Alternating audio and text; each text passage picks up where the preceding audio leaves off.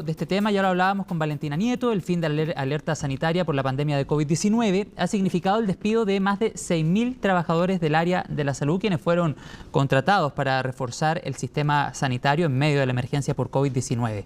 Vamos a profundizar en este tema, en sus efectos. Estamos en contacto con Francisca Crispi, ella es presidenta del Colegio Médico de Santiago. ¿Cómo está, Francisca? Bienvenida a Hoy es Noticia. ¿Qué tal? Gracias por su tiempo. Hola, muy buenas tardes.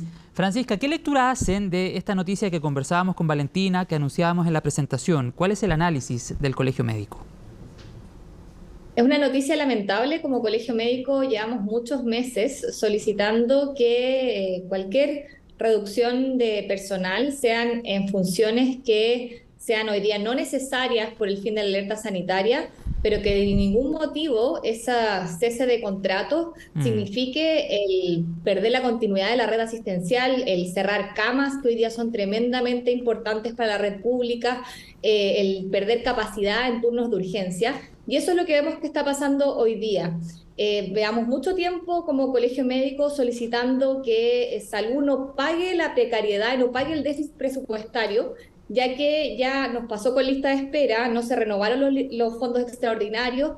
Eso ha significado que ha aumentado los días de espera y ha aumentado las personas en espera, y eso es inaceptable. En este caso vemos cómo personas que están cumpliendo funciones esenciales en la red están siendo desvinculadas, poniendo en jaque la atención de los usuarios, y eso es realmente incomprensible de parte de la salud pública. Claro, y todo esto, Francisca, en un escenario que ya era complejo, incluso antes de conocer esta noticia. Y tengo acá algunos datos que quiero compartir con todos ustedes a esta hora de la tarde, porque el argumento en contra de los despidos es casi el mismo. Los trabajadores extras han ayudado a reducir las brechas del sistema público y sin ellos las atenciones se verían perjudicadas. Eso quiero preguntarle, Francisca, en concreto, ¿cómo impacta la operativa diaria? Por ejemplo, se reduce el número de camas, hay algunos hospitales que se puedan ver más afectados que otros. Vamos a lo concreto para que se pueda entender.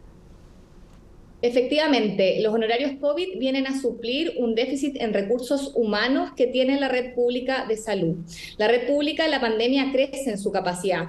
Y obviamente no necesitamos todos los cargos que aumentaron. Por ejemplo, hay ciertos cargos de trazabilidad de las Ceremis que hoy día no son necesarios, y eso lo entendemos perfectamente. Claro. Pero que se desvinculen funcionarios, como por ejemplo el Hospital Sotero del Río, donde se anuncia que se van a desvincular 200 funcionarios que trabajaban en la UCI, que trabajan en las camas básicas, que trabajan en las camas medias, que trabajan en turnos de apoyo en los servicios de urgencia, en un hospital que se amanece todos los días con 70 pacientes hospitalizados en el servicio de urgencia.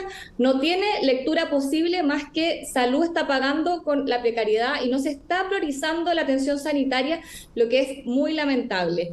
Creemos que cualquier cargo que cese sus funciones tienen que ser cargos que no estén directamente relacionados con la atención de pacientes y que no pongan en jaque la continuidad de la atención. El Hospital Sotero del Río es un ejemplo muy claro. Se da en otros hospitales también. La realidad es distinta en las distintas en los distintos centros asistenciales, pero lo que hoy día para nosotros es prioritario como Colegio Médico es que los cargos que hoy día están asistiendo camas, están apoyando turnos de urgencia, que no sean descontinuados y que tengan una continuidad, que sean contratados en el sistema público, porque son cargos necesarios para la atención de la población que se atiende en la salud pública. Francisca, ¿y en el Colegio Médico tienen cifras que den cuenta de cómo la presencia de funcionarios COVID ayudó a disminuir la brecha en el sistema público?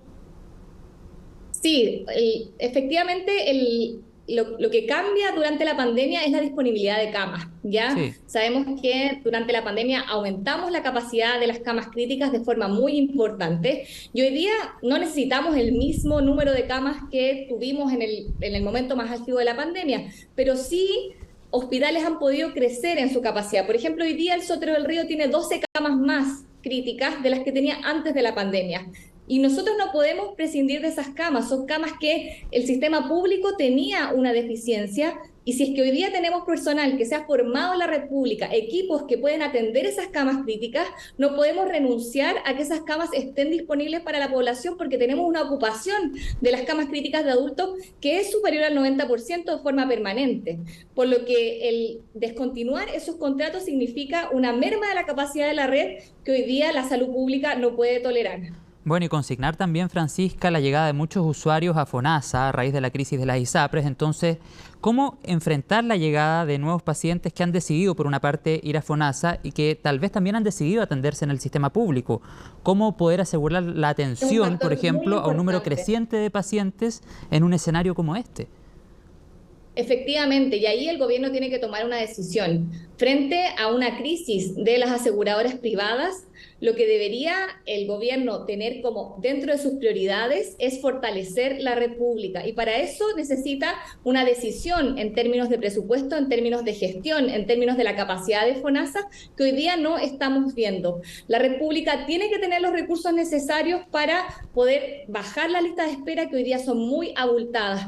Y la discontinuación de los fondos extraordinarios para lista de espera es una señal tremendamente contradictoria en el contexto de la crisis de las aseguradoras privadas. Lo mismo el cese de, de estas personas que están trabajando para honorarios COVID. Nosotros hoy día tenemos que fortalecer la red porque están llegando, como usted bien dijo, miles de usuarios que se atienden en el sistema privado están llegando a la red pública y la red pública hoy día no da abasto. El gobierno tiene que tomar una decisión si va a fortalecer la red y esas decisiones son materiales, son con presupuesto y son con gestión de la red asistencial. ¿Y ve posible, Francisca, revertir esta situación, ya sea vía reasignación, inyección de recursos, derechamente en la discusión de presupuesto 2024 o incluso, como ha surgido durante las últimas horas, a través de un eventual pacto fiscal?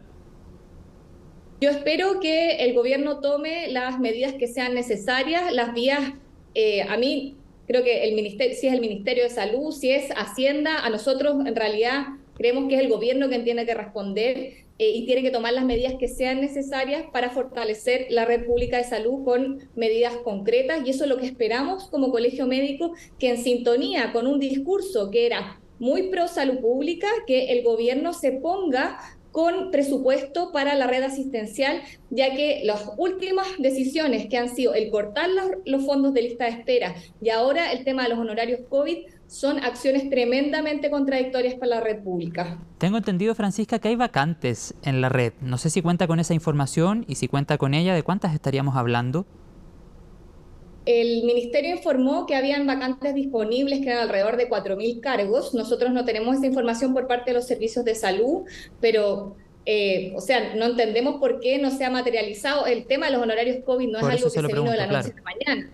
O sea, Sí, es claro. un tema que nosotros venimos planteando en las reuniones de campaña de invierno, en todas las instancias ministeriales hace muchos meses, los gremios lo vienen planteando hace muchos meses, una preocupación permanente.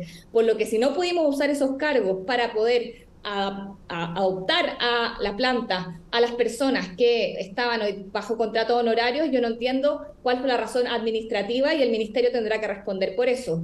¿Apoyan la paralización convocada para el próximo 12 y 13 de septiembre?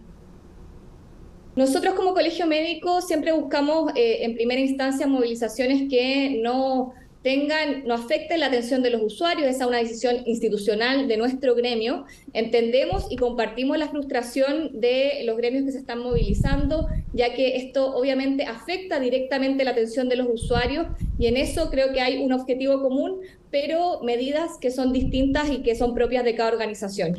Bueno, y dentro del petitorio, por ejemplo, posibilidad de acceder a una carrera funcionaria o el incentivo al retiro, además de metas sanitarias, parte de lo que han solicitado algunos gremios de la salud. Esta discusión también, Francisca, abre otro tema que se ha conversado en otras oportunidades, porque una noticia de estas características claramente no genera incentivos para que profesionales de la salud quieran trabajar en el sistema público, donde sabemos las condiciones no siempre son igual o generalmente más bien son inferiores en cuanto a remuneración respecto al sistema privado. Por lo tanto, también se genera un desincentivo para que profesionales de la salud quieran precisamente ejercer en el sistema público.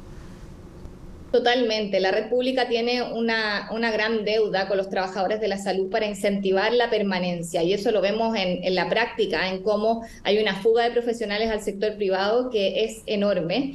Y es muy claro en el caso de las personas que han trabajado por años como honorarios COVID, con una incertidumbre que es tremenda, o sea, mes a mes no saber si continúa o no continúa tu contrato. Y la red, en vez de decidir fortalecer su planta, fortalecer sus cargos, fortalecer sus equipos con personas que están hoy día siendo necesarias para la atención de camas, el optar por la desvinculación de esta forma con tanta incertidumbre laboral claramente es un desincentivo para el trabajo en la red pública y es algo que los trabajadores pagan y claramente pagan los usuarios al final del día. Finalmente, Francisca, ¿cuál es su llamado al Ministerio de Salud, a las autoridades del gobierno central? Porque a todas luces el discurso ha sido desde el inicio del mandato del presidente Gabriel Boric fortalecer el sistema público de salud, y una noticia de estas características al menos cuestiona aquel planteamiento inicial. Nuestro llamado como colegio médico es a priorizar la salud pública. Estamos en un momento sanitario complejo. Las listas de espera son enormes. Tenemos la crisis de las aseguradoras privadas y el gobierno tiene que tomar una decisión de priorizar la salud pública en Chile, y esa decisión es material. Son recursos, son herramientas para la gestión, es fortalecimiento del FONASA, y nosotros esperamos que no pierdan esta oportunidad de apostar por la salud pública chilena, tal como fue su compromiso en el inicio del periodo presidencial. ¿Van a aumentar aún más las listas de espera? ¿Es esa la proyección que hace el Colegio Médico si es que se concreta este despido masivo de funcionarios? Se juntan dos cosas, que es, en primer lugar, que los fondos de lista de espera, los fondos extraordinarios que estaban funcionando, se descontinuaron el segundo trimestre, y ya estamos viendo el resultado de eso, que aumentan la lista de espera en el último reporte. Esto claramente va en el mismo sentido, y lo único que podemos esperar, si es que el gobierno no prioriza la salud pública en términos presupuestarios, es que las listas de espera sigan empeorando, y eso es algo que la población chilena no puede pagar.